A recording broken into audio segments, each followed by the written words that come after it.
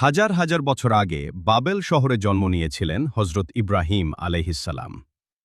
তৎকালীন রাজা নমরুদ নিজেকে ঈশ্বর দাবি করত, আর সাধারণ মানুষ পূজা করত নিজেদের হাতে বানানো পাথরের মূর্তির।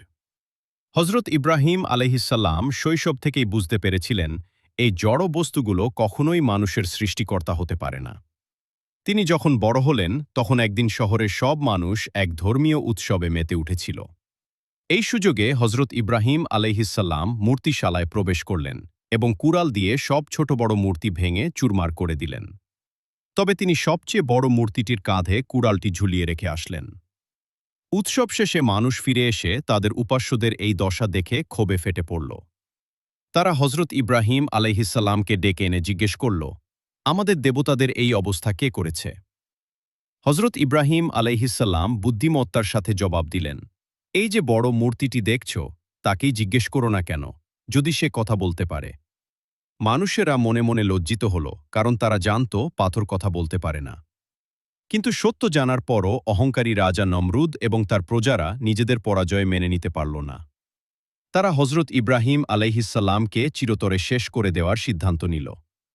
তারা সপ্তাহ জুড়ে জ্বালানি কাঠ সংগ্রহ করে এমন এক বিশাল অগ্নিকুণ্ড তৈরি করল, যার উত্তাপ মাইল দূর থেকেও টের পাওয়া যাচ্ছিল।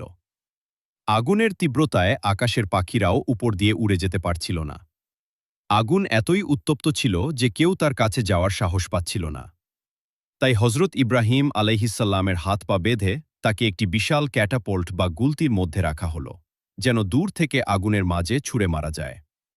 যখন তাকে আগুনের দিকে নিক্ষেপ করা হচ্ছিল, তখন ফেরেশতা জিব্রাইল আলাইহিসসালাম শূন্যে তার সামনে হাজির হয়ে জিজ্ঞেস করলেন, হে ইব্রাহিম, আপনার কি আমার কোনো সাহায্য লাগবে? মৃত্যুর মুখোমুখি দাঁড়িয়েও আল্লাহর প্রতি হজরত ইব্রাহিম আলাইহিসসালামের ভরসা ছিল অটল। তিনি বললেন, আপনার কাছ থেকে আমার কোনো সাহায্যের প্রয়োজন নেই। আমার জন্য আল্লাহই যথেষ্ট, আর তিনি কতই না উত্তম কর্মবিধায়ক।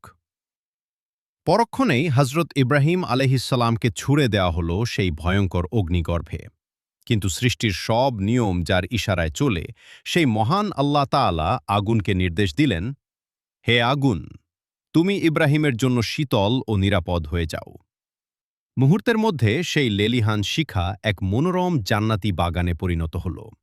হজরত ইব্রাহিম আলাইহিসসালামের হাত পায়ের বাঁধনগুলো পুড়ে গেল, কিন্তু তার শরীরের একটি লোমও আগুন স্পর্শ করল না।